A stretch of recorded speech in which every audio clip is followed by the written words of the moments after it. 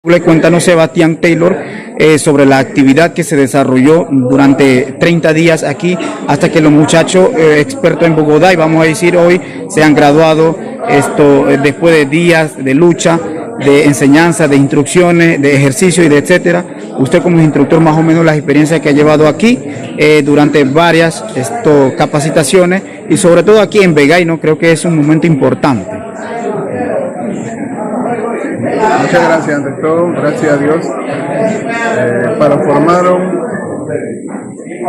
un ciudadano es difícil, debido a que ya ellos vienen formados en su seno de la familia, y nosotros hacemos todo el esfuerzo posible para establecer lo que se llama el comportamiento en la sociedad, y eso para enfrentarse, todos conocemos con la lucha de la delincuencia que hay ahora mismo en toda la región, en toda la comarca, porque no solamente en la ciudad, sino en toda la comarca.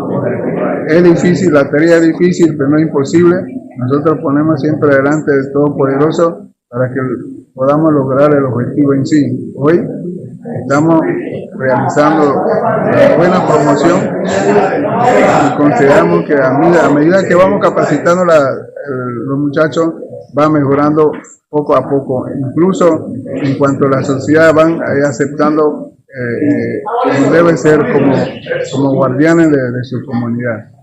Entonces, esto desde que tomó la cacique general Elena Cruz, el gobierno tradicional, hemos estado mejorando la parte de seguridad comarcal. Exactamente, recuerda que esta es una base principal, estamos presentando una base principal para posteriormente quien nos reemplace a nosotros continúe con el proyecto, porque el proyecto tiene que continuar.